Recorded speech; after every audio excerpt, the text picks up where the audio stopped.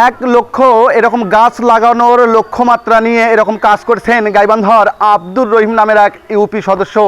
যে দর্শক রয়েছে গাইবান্ধার সাদুল্যপুর উপজেলার এরকম দামোদরপুর ইউনিয়নে এবং এই ইউনিয়ন পরিষদের একজন সদস্য এরকম 1 লক্ষ গাছ লাগাবে পুরো গাইবান্ধা জেলা জুড়ে। ইতিমধ্যেই আমরা যেমনটি শুনেছি 60,000 গাছ তিনি ইতিমধ্যেই বিভিন্ন রাস্তাঘাটে বিভিন্ন শিক্ষা প্রতিষ্ঠান থেকে শুরু করে সব জায়গাতে এরকম প্রায় 60,000-এর মতো গাছ ইতিমধ্যেই তিনি লাগিয়েছেন।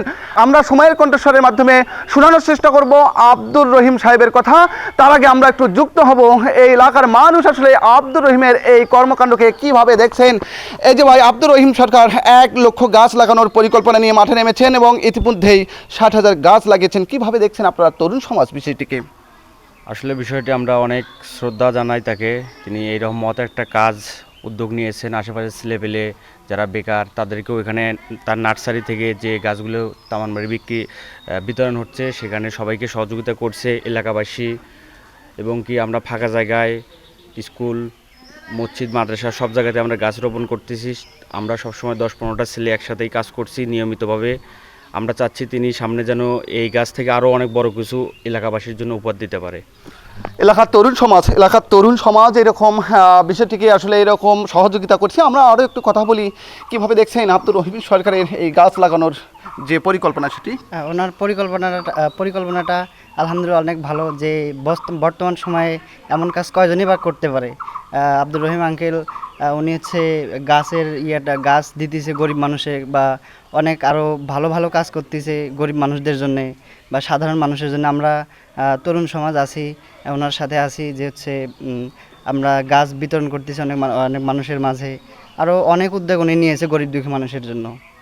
আমরা কথা বললাম এলাকার যারা তরুণ সমাজ, এলাকার মানুষের সঙ্গে আমাদের কথা হয়েছে। আমরা কিন্তু ইতিমধ্যে দেখেছি এই সাদুল্যপুর উপজেলার একেবারে রাস্তাঘাটগুলোতে কিন্তু এরকম বিনামূল্যে গাছ লাগিয়ে দিয়েছেন আব্দুর রহিম সরকার। ইতিমধ্যেই আমরা দেখেছি যে কিছু কিছু গাছ থেকে কিন্তু এরকম ফল সংগ্রহ করে এলাকাবাসী সেই ফলগুলো কিন্তু খাচ্ছে, আমরা এমনটাই দেখেছি।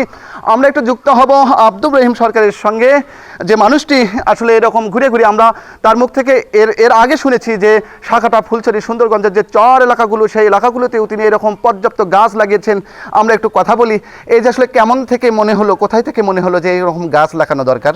আমি হাদিসে দেখেছি যে গাছ রোপণে অত্যন্ত একটি সওয়াবের কাজ।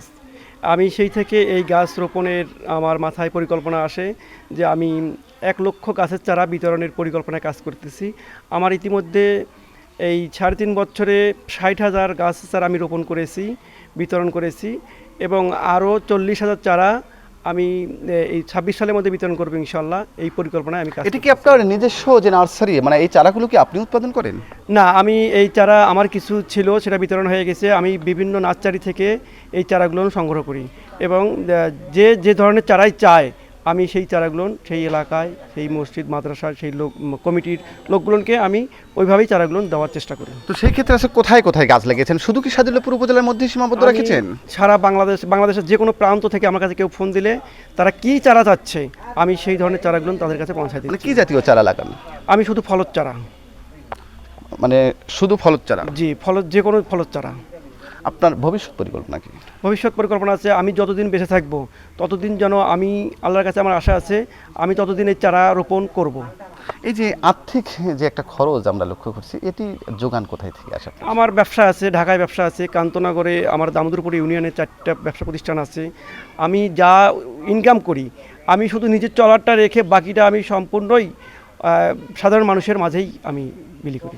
তো আসলে আমরা কিন্তু আসলে কথা বললাম আব্দুর রহিমের সঙ্গে। তিনি আসলে যেমনটি বললেন যে এরকম তিনি তার একেবারে নিজস্ব পয়সা দিয়ে এরকম সে গাছ রোপণ করছেন এবং আমরা কিন্তু দেখেছি বিভিন্ন রাস্তায় কিন্তু তার এই রোপণকৃত গাছগুলোতে ইতিমধ্যে ফল আসা শুরু হয়েছে। ফল ইতিমধ্যে মানুষ খাওয়া শুরু করে দিয়েছে ফল। তো আব্দুর রহিমের মতো আরও তরুণরা এরকম গাছ লাগানোর কাজে এগিয়ে আসুক, এমনটাই প্রত্যাশা এরকম সচেতন মহলের। গাইবান্ধার সাদুল্যপুর এলাকা থেকে রবিউল ইসলাম, সময়ের কণ্ঠস্বর।